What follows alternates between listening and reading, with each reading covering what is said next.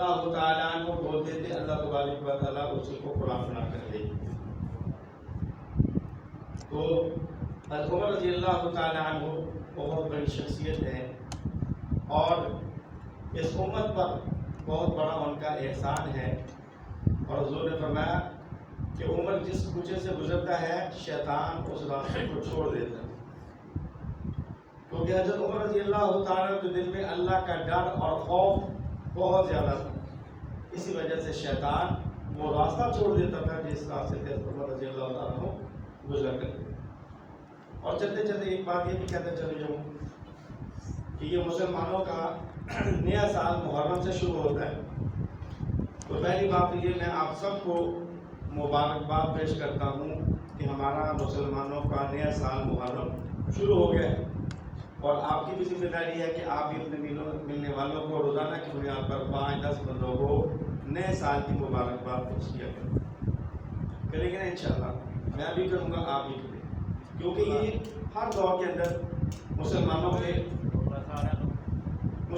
کے علاوہ باقی جتنی بھی قومیں دنیا کے اندر گزری ہیں یا موجود ہیں، وہ بھی ان کا جب نیا سال شروع ہوتا ہے عیسائی ہیں جنوری پر ایک دوسرے کو خوشخبری دیتے ہیں، مبارکباد پیش کرتے ہیں، یہودی بھی اور اس طرح غیر مسلم بھی، مشرکین بھی. تو مسلمانوں کو بھی چاہیے کہ وہ اپنے نئے سال پر ایک دوسرے کو مبارکباد پیش کیا کریں. حضرت عمر رضی اللہ تعالیٰ عنہ کی موافقت کے مطابق قرآن پاک میں میں نے آپ کے سامنے کچھ باتیں عرض کی کہ 27، 31 یا 23 مقامات علماء نے شمار کیے ہیں. تو آپ کے سامنے تقریباً چند چیزیں آپ کے سامنے پیش کروں گا کہ حضرت عمر رضی اللہ تعالیٰ جو فرش پر بولتے تھے اللہ تبارک و تعالیٰ قرآن بنا کر بھیج دیتے تھے. ان میں سے پہلی آیت پہلے پارے کے اندر آیت نمبر 97 اور 98 ہے قُلْ مَنْ كَانَ عَدُوًّا لِجِبْرِيلَ فَإِنَّهُ نَزَّلَهُ عَلَىٰ قَلْبِكَ بِإِذْنِ اللَّهِ مُصَدِّقًا لِمَا بَيْنَ يَدَيْهِ وَهُدًى وَبُشْرَىٰ لِلْمُؤْمِنِينَ مَنْ كَانَ عَدُوًّا لِلَّهِ وَمَلَائِكَتِهِ وَكُتُبِهِ وَرُسُلِهِ وَجِبْرَائِيلَ وَمِيكَالَ فَإِنَّ اللَّهَ عَدُوٌّ لِلْكَافِرِينَ. یہ آیت ہے. ایک مرتبہ حضرت عمر رضی اللہ تعالیٰ عنہ کے پاس سے یہود کا ایک قافلہ گزرا، ان کے کچھ لوگ گزرے. حضرت عمر رضی اللہ فرمایا کہ بھائی تمہاری تورات کے اندر یہ بات نہیں لکھی کہ اللہ کے آخری پیغمبر دنیا میں تشریف لائیں گے، وہ خاتم النبیین ہوں گے اور تم ان کا کلمہ پڑھو تاکہ تمہاری آخر بن جائے. اب انہوں نے کہا کہ اس بات کو چھوڑے، ہمیں ایک بات کا اختلاف ہے. پوچھا کیا اختلاف ہے؟ کہنے لگے جو جبرائیل فرشتہ ہے نا یہ ہمارا دشمن ہے. بھائی کیوں دشمن ہے؟ اس لیے دشمن ہے کہ یہ نبی پاک صلی اللہ علیہ وسلم کے دل مبارک پر اللہ کا قرآن اتارتا. پھر وجہ کیا؟ کہنے لگا یہ فرشتہ ہمارے بڑوں پر عذاب لے کر آتا تھا. میکائیل فرشتہ ہمارا دوست ہے، یہ ہمارا دشمن ہے. تو چونکہ ہمارے اوپر عذاب لے کر آتا تھا اس لیے ہم اس کے ساتھ دشمنی رکھتے ہیں، میکائیل کے ساتھ ہماری محبت ہے. تو قرآن پاک میں اللہ تبارک و تعالیٰ نے فرمایا قُلْ مَنْ كَانَ عَدُوًّا لِجِبْرِيلَ فَإِنَّهُ نَزَّلَهُ عَلَىٰ قَلْبِكَ. ہمیں پیغمبر فرما دیجیے جبرائیل جو قرآن لے کر اترتا ہے آپ کے قلب اطہر پر، آپ کے دل مبارک پر، وہ اللہ کے حکم سے لے کر آتا ہے، وہ اپنی مرضی سے نہیں آتا. تو مشرکین بھی اعتراض کرتے تھے کہ نبی علیہ السلام پر جو کلام قرآن اترتا ہے، آپ کے نبی کا جو کلام ہے اس کو کلام نہیں مانتے اس لیے کہ جبرائیل لے کر اترا ہے. تو حضرت عمر رضی اللہ تعالیٰ نے جواب دیا کہ دیکھو تم یہ کہتے ہو کہ میکائیل ہمارا دوست ہے، جبرائیل سے ہم دشمنی رکھتے ہیں. فرمایا یہ نہیں ہو سکتا کہ جبرائیل کو اگر تم دو دشمن سمجھتے ہو اور میکائیل تمہارا دوست ہو جائے، ایسا نہیں ہو سکتا. اور فرمایا کہ یاد رکھو من کان عدوا للہ وملائکتہ، جو اللہ کا دشمن ہوگا اس کے کتابوں کا، اس کے فرشتوں کا، اس کے رسولوں کا اور جبرائیل کا اور میکائیل کا، فإن اللہ عدو للکافرین، بے شک اللہ بھی ان کا دشمن ہے. تو یہ آپ کہہ کر بات چلے گئے اور سیدھے نبی پاک صلی اللہ علیہ وسلم کی مجلس مبارک میں گئے. تو آپ صلی اللہ علیہ وسلم سے جا کر حال پوچھا. حضور نے فرمایا عمر کیسے آنا ہوا؟ فرمایا حضور میں غیر مسلموں سے بحث کر کے آ رہا ہوں. تو آپ اپنا حال سنائیں. آپ صلی اللہ علیہ وسلم نے فرمایا ابھی جبرائیل آئے ہیں، یہ آیتیں اتار کر گئے. اب فرمایا کہ یاد رکھو من کان عدوا للہ وملائکتہ، جو اللہ کا دشمن ہوگا اس کے کتابوں کا، اس کے رسولوں کا اور جبرائیل کا اور میکائیل کا، فإن اللہ عدو للکافرین، بے شک اللہ بھی ان کا دشمن ہے. تو یہ آپ کہہ کر بات چلے گئے اور سیدھے نبی پاک صلی اللہ علیہ وسلم کی مجلس مبارک میں گئے. تو آپ اپنا حال سنائیں. آپ صلی اللہ علیہ وسلم نے فرمایا ابھی جبرائیل آئے ہیں، یہ آیتیں اتار کر گئے. جو ابھی آپ مشرکین سے بحث کر کے ہیں نا، وہی آیت اللہ تبارک و تعالیٰ نے جبرائیل کے ذریعے میرے اوپر اتار دی ہیں. ابھی جبرائیل آئے تھے اور یہ آیتیں سنا کر گئے ہیں مجھے. تو دیکھیں حضرت عمر رضی اللہ تعالیٰ عنہ نے جو باتیں کی ہیں اللہ تبارک و تعالیٰ نے وہ بھی قرآن بنا کر بھیج دی. دوسرا مقام اسی بارے کی 125 آیت نمبر ہے کہ وَاتَّخِذُوا مِن مَقَامِ إِبْرَاهِيمَ مُصَلًّى، کہ بناؤ مقام ابراہیم کو نماز کی جگہ. حضور اکرم صلی اللہ علیہ وسلم حضرت عمر رضی اللہ تعالیٰ عنہ کے ساتھ آپ طواف کر رہے ہیں. آپ جانتے ہیں جو حضرات عمرے کے لیے جاتے ہیں یا حج کے لیے جاتے ہیں، یہ طواف ایک واجب چیز ہے.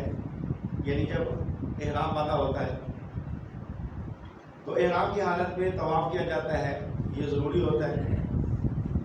تو حضرت عمر رضی اللہ تعالیٰ نے جب طواف کیا اور مقام ابراہیم پر آئے تو حضور کا دامن پکڑ کر عرض کیا، حضور میرا دل چاہتا ہے کہ یہ بڑا بابرکت مقام ہے، میرا دل چاہتا ہے یہاں پر میں 2 رکعت پڑھوں، نماز پڑھوں.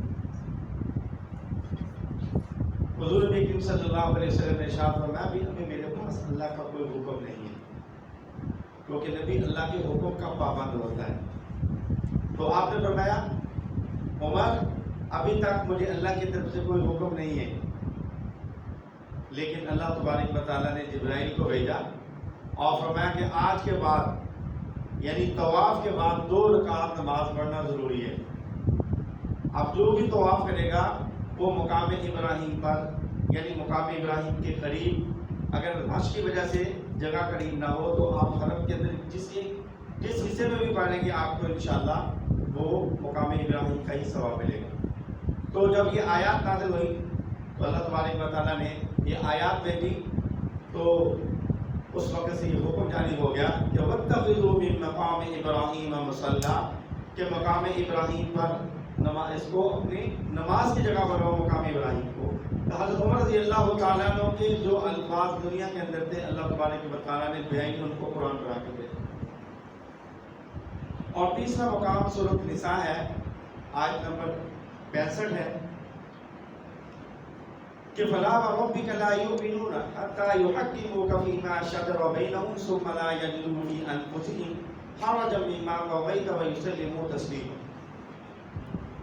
اس آیت کے مطابق واقعہ یوں ہے کہ ایک مرتبہ حضرت عمر رضی اللہ تعالیٰ کے پاس ایک مسلمان، بظاہر وہ مسلمان تھا لیکن ہے منافق تھا، اور ایک یہودی تھا. یہ حضرت عمر رضی اللہ تعالیٰ کے پاس آئے اور آ کر دروازہ کھٹکھٹایا. حضرت عمر باہر تشریف لائے تو پوچھا بھائی کیا مسئلہ ہے؟ کہ لگے ہم نے آپ سے ایک فیصلہ کروانا ہے. کہ کیا فیصلہ کروانا ہے؟ جب انہوں نے اپنا معاملہ سامنے ظاہر کیا تو حضرت عمر رضی اللہ تعالیٰ عنہ نے جب وہ ساری بات سنی تو اس نتیجے پر پہنچے کہ یہودی حق پر ہے. اب جب آپ نے یہ فیصلہ کیا بھائی یہ معاملے کے اندر یہ یہودی ہے، یہ سچا ہے. اب جو منافق تھا بظاہر مسلمان بنا ہوا تھا، اب اس نے آگے سے دلیلیں پیش کر دی، یوں جی حضرت ایسے نہیں ویسے فلاں فلاں، یہ یہودی ہے میں مسلمان ہوں، اس طرح کی باتیں کریں. اور یاد رکھیں اب یہودی نے کہا کہ یہ فیصلہ نبی پاک صلی اللہ علیہ وسلم نے ایسے ہی میرے ہاتھ میں کیا ہے. اب عمر نے پوچھا بھائی کب کیا ہے؟ ابھی کیا ہے. اب یہ مان نہیں رہا تھا کہ ہم حضرت عمر سے فیصلہ کروائیں گے. اب حضرت عمر رضی اللہ تعالیٰ عنہ نے کہا بھائی ٹھیک ہے مجھے سمجھ آ گئی، ٹھہر میں بھی آپ کا فیصلہ کرتا ہوں. آپ اپنے گھر کے اندر گئے اور وہاں سے تلوار نکالی اور لا کر اس منافق کی گردن کو اتار دیا. اب ظاہر بات ہے اتنا بڑا معاملہ ہے کہ کچھ نہ کچھ لوگ دیکھ رہے ہیں، اور انہوں نے جا کر ان کے خاندان کو بتایا کہ حضرت عمر رضی اللہ تعالیٰ عنہ نے تمہارے فلاں آدمی کی گردن اتار دی، ان کو قتل کر دیا.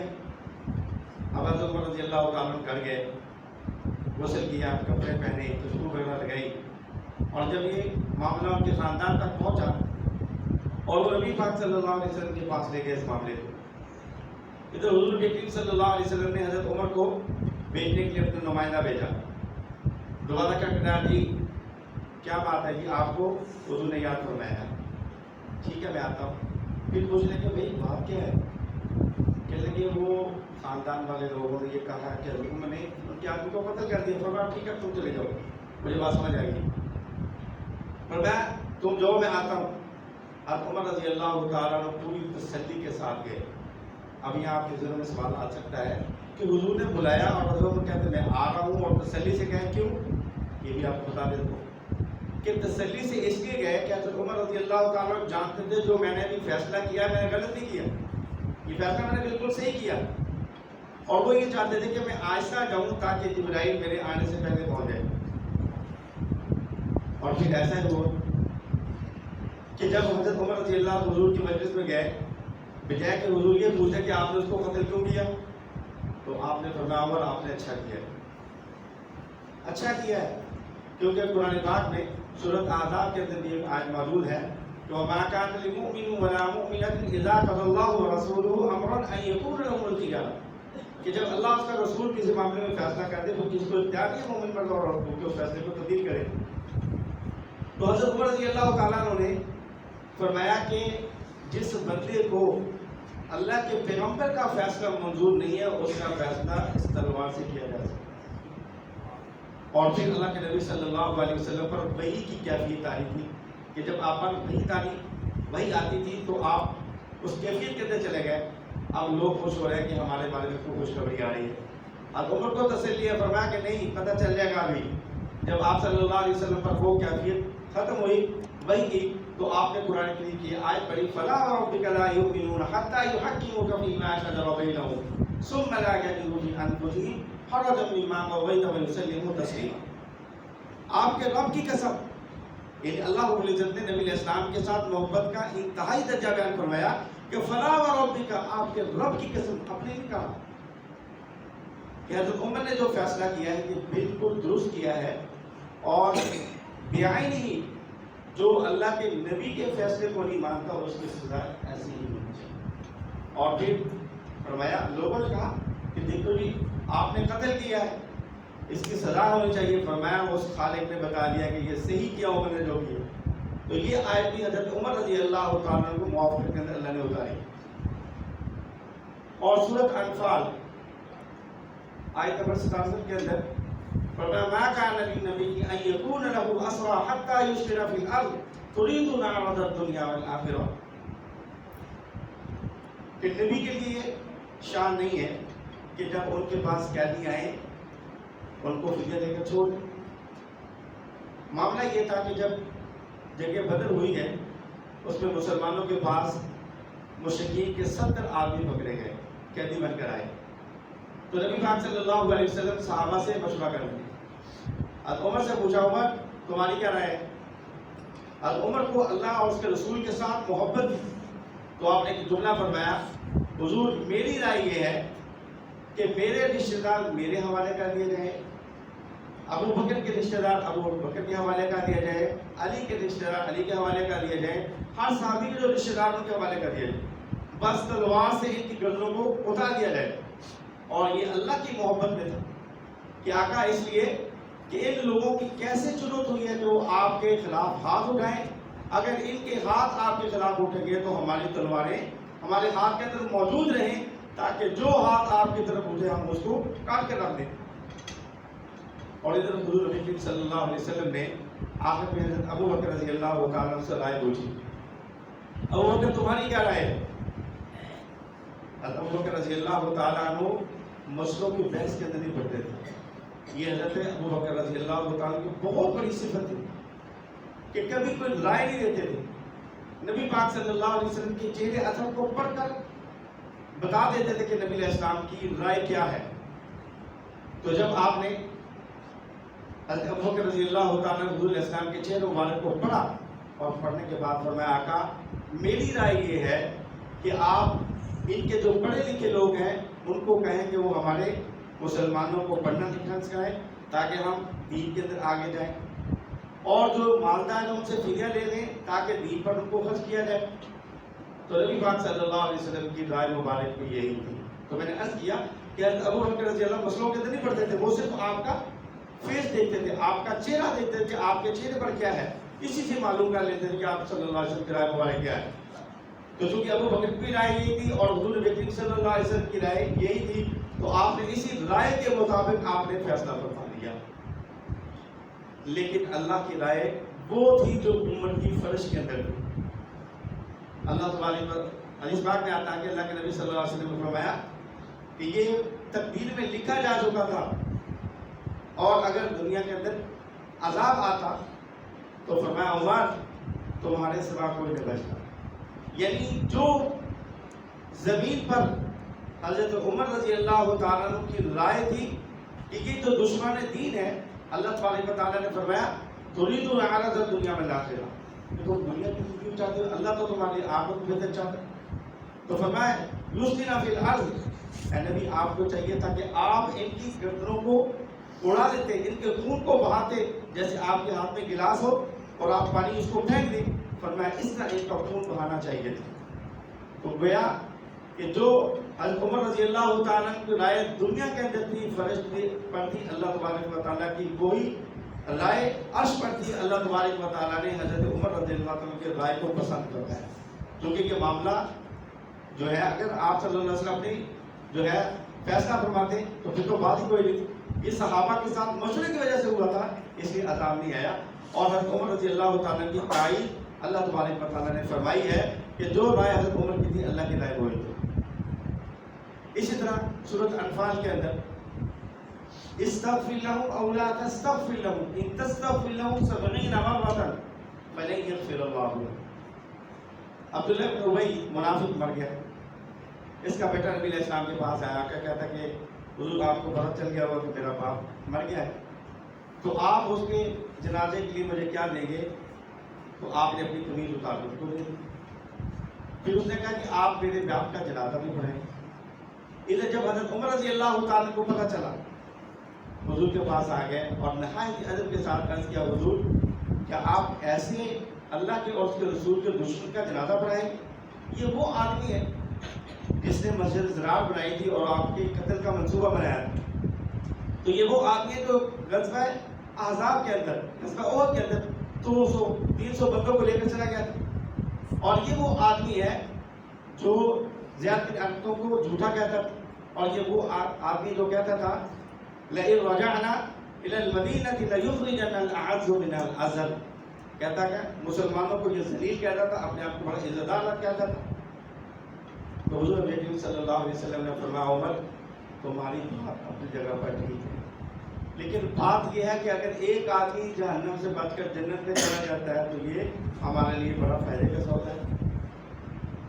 تو اللہ تبارک و تعالیٰ کو حضرت عمر رضی اللہ تعالیٰ کی رائے پسند آئی، اور حضور نے جب یہ بات فرمائی اور آپ نے پھر عبداللہ بن ابی منافق کا جنازہ بھی پڑھا لیا، حضرت عمر جنازے میں شریک بھی ہو گئے، تو اللہ تبارک و تعالیٰ نے یہ آیات نازل فرمائی ان تستغفر لهم او لا تستغفر، اے میرے محبوب آپ ان کے لیے استغفار کریں یا نہ کریں، ان تستغفر لهم 70 مرة، اگر آپ 70 مرتبہ بھی کریں گے اللہ تعالیٰ فلن یغفر اللہ لهم۔ یہ ایک مضبوط کلمہ ہے، نہ یہاں لم فرمایا ہے لم یغفر اللہ اور نہ نہیں فرمایا، بلکہ فرمایا فلن، لا بھی نہیں فرمایا فلن یغفر اللہ لهم، ہرگز نہیں اللہ ان کو معاف کرے گا۔ تو یہ ایک مضبوط کلمے کی طرف اشارہ ہے۔ اور پھر حضرت عمر رضی اللہ کے دور میں کہ دل میں یہ خیال آیا کہ ہو سکتا ہے کہ آئندہ حضور کسی اور منافق کا جنازہ پڑھا دیں، یعنی اور جو منافق ہے جو ان کے ماننے والے ہیں، تو اللہ تبارک و تعالیٰ نے یہ آیات نازل فرما دی وَلَا تُصَلِّ عَلَىٰ أَحَدٍ مِّنْهُمْ مَاتَ أَبَدًا، آپ کبھی بھی کسی منافق کا آئندہ جنازہ نہ پڑھیں۔ پھر حضرت عمر رضی اللہ کو خیال آیا کہ ہو سکتا ہے کہ آپ اس کی قبر پر چلے جائیں دعا کر دیں ان کے لیے، تو فرمایا وَلَا تَقُمْ عَلَىٰ قَبْرِي، آپ نے ایسے منافق کی قبر پر بھی کھڑے نہیں ہونا۔ تو یہ جو حضرت عمر رضی اللہ تعالیٰ عنہ کی رائے تھی، جو ان کے دل کے اندر تھا، اللہ تبارک و تعالیٰ نے وہی قرآن نازل فرما دیا۔ اور اسی طرح سورۃ مومنون کے اندر وَلَقَدْ خَلَقْنَا الْإِنسَانَ مِنْ سُلَالَةٍ مِّن طِينٍ، یہاں سے ثُمَّ أَنشَأْنَاهُ خَلْقًا آخَرَ، یا اللہ تبارک و تعالیٰ نے وقت کی وجہ سے میں وضاحت نہیں کر رہا، بس شارٹ کر رہا ہوں کہ اللہ تبارک و تعالیٰ نے انسان کی تخلیق کا ذکر کیا کہ ماں کے پیٹ کے اندر ہم نے ان کو رکھا، پھر اس پر جو ہے گوشت چڑھایا، ہڈیاں چڑھائیں، پھر ان کو ثُمَّ أَنشَأْنَاهُ خَلْقًا آخَرَ، پھر ہم نے اس کو انسان پیدا کر دیا۔ اور حضرت عمر رضی اللہ تعالیٰ عنہ नबी अलैहिस्सलाम एक एक आयत की वजाहत फरमा रहे हैं। उमर रजी अल्लाह तआला बड़े खामोशी के साथ, ध्यान के साथ एक एक आयत को सुन रहे हैं। जब आप सल्लल्लाहु अलैहि वसल्लम इस आयत पर पहुंचे, सुम्मा अंशअनाहु खल्कन आखर, तो अभी अगला जुमला आप सल्लल्लाहु अलैहि वसल्लम ने अपने मुंह मुबारक से नहीं फरमाया कि हजरत उमर रजी अल्लाह तआला ने बेसाख्ता ज़बान से निकला फतबारकल्लाहु अहसनुल खालिकीन, कि अल्लाह की ज़ात पर बरकत ज़ात है और वो बेहतरीन पैदा करने वाला है। तो उमर रजी अल्लाह तआला जब ये बात सुनी तो देखा कि हुजूर नबी करीम सल्लल्लाहु अलैहि वसल्लम हंस रहे हैं। तो मैंने अर्ज़ किया, हुजूर वही आ रही थी और आप हंस रहे थे, क्या बात है? हुजूर ने फरमाया, उमर मैंने जब तेरी मोहब्बत अल्लाह की मोहब्बत में देखी है कि अल्लाह तबारक व तआला ने जो अल्फाज तूने कहे हैं कि फतबारकल्लाहु अहसनुल खालिकीन, अल्लाह ने बेआईन ये अल्फाज तुम्हारे पाक में दाखिल कर दिए, तो मैं इसलिए हंस रहा था।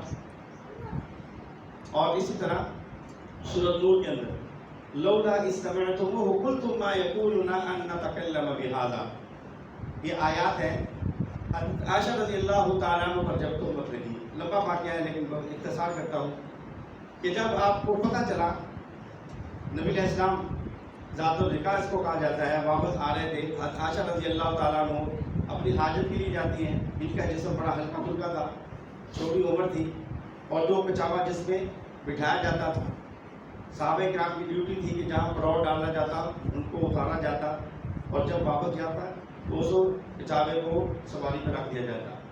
तो एक जगह पड़ा हुआ आप अपनी जो है किसी हाजत के लिए गई, तो साहबा को पता नहीं चला, वो हल्का फुल्का जिस्म था, वो कचावा सवारी पर रख दिया, वो चल पड़ा। आयशा रज़ी अल्लाह तआला वापस आती है तो देखती है कि आप रुक जा चुका है। अब उनको पता था कि नबी पाक सल्लल्लाहु अलैहि वसल्लम ने एक सहाबी को या दो आदमी को पीछे छोड़ा होता है कि काफिले के अंदर कोई चीज़ को वो उठा कर लाए, अगर कोई आदमी पिछड़ जाता तो उसको साथ लेकर आए।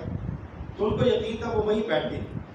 इतनी देर में हजरत सुफियान इब्न मुअत्तिल रज़ी अल्लाह तआला बहुत जलील कदर सहाबी, आयशा फरमाती हैं कि बहुत ही अच्छे सीरत के इंसान थे। फरमाती जब उन्होंने मुझे देखा, और वो खुद फरमाते कि मैंने अम्मा आयशा को पर्दे के हुक्म से पहले देखा हुआ था, तो जब देखा कि वो अकेली हैं तो फरमाती अम्मा आयशा कि उनकी ज़बान से बस एक ही लफ्ज़ निकला, इन्ना लिल्लाहि व इन्ना इलैहि राजिऊन। अब ये भी समझे कि हमारे यहाँ ये मशहूर है कि जब कोई आदमी फौत होता तो हम उस वक्त पढ़ते हैं, हालांकि ये जब भी आपको कोई तकलीफ आती है, मुसीबत आती है, तो उस वक्त पढ़ना चाहिए। मसालन तो हम बैठे हैं, भीड़ भाड़ हो गई, अंधेरा हो गया, पढ़ लें इन्ना लिल्लाहि, कोई लोग आपको कांटा लग गया है, इन्ना लिल्लाहि, यानी इस मौके पर पढ़ा जाता है। तो फरमाती हैं कि उनकी ज़बान से बस मैंने यही लफ्ज़ सुने हैं। फिर उन्होंने अपनी सवारी को बैठाया और मुझे ले गए, और सवारी को बहुत तेज़ दौड़ाया, जहाँ आप सल्लल्लाहु अलैहि वसल्लम काफ़िले में जा रहे थे, वहाँ मुझे जाकर उनके साथ मिलाया। और इस बात को अब्दुल्लाह बिन उबई जो मुनाफिक था, ये भी और लोग भी देख रहे हैं, बस उन्होंने को बहाना चाहिए था। और अब इन्होंने बात बनानी शुरू कर दी कि एक छोटी उम्र की औरत हो, एक आदमी हो, दोनों इकट्ठे आए, इस तरह की उन्होंने बातें शुरू कर दी। और जब आप सब मदीने में गए तो एक प्रोग्राम मच गया, लेकिन अम्मा आयशा को कोई पता नहीं है कि क्या बात है, बाहर कहाँ तक बात फैल गई है। तो एक मरतबा ऐसा हुआ कि रात के वक्त, जैसे हमारे यहाँ भी 15-20 साल पीछे चले हैं, घरों के अंदर ये बाथरूम का निज़ाम नहीं था, हमारी औरतें बाहर जाया करती हैं रफ़ा हाजत के लिए। तो इस तरह उस वक्त रफ़ा हाजत के लिए जाती हैं, आप सल्लल्लाहु अलैहि वसल्लम के शागिर्द, उनमें मिस्सा उनका नाम है, वो उनके साथ जाती है। तो जाते हुए उनका पाँव फिसला, तो उन्होंने अपने बेटे को बददुआ दी कि मिस्सा तो तबाह बर्बाद हो जाए। अब आयशा फरमाने लगी, क्या बात है, आप अपने बेटे को बददुआ दे रही है, चलो आप दुआ नहीं दे सकते, बददुआ तो ना दे। तो वो समझ गई कि आयशा को तो पता नहीं। और मैं आयशा बता क्या बात है? जी बताएं, मेरा बेटा उन लोगों में शामिल है जिन्होंने आप पर ये इल्ज़ाम लगाया। हम आयशा फरमाती कि मुझे रफ़ाए हाजत भूल गई, मैं अपने घर के अंदर आई और मैंने हुज़ूर नबी करीम सल्लल्लाहु अलैहि वसल्लम से इजाज़त ली। फरमाती हैं कि नबी अलैहिस्सलाम ने मुझसे बातचीत छोड़ दी। मैं समझ रही थी कि आप सल्लल्लाहु अलैहि वसल्लम किसी मशगूलियत की वजह से मुझसे बातचीत नहीं कर रहे, या आपके पास कोई फुर्सत नहीं है, कोई दीनी मसाइल है, कोई दूरी मामलात है। लेकिन अब मुझे समझ आ गई कि नबी अलैहिस्सलाम जो मुझसे बातचीत नहीं कर रहे, ये मसला है। तो फिर मैंने हुज़ूर से इजाज़त कही कि हुज़ूर मुझे इजाज़त दे, मैं अपने वालिद के घर चली जाऊँ। फरमाती हैं कि हुज़ूर ने फरमाया ठीक है, अच्छा चली जाओ।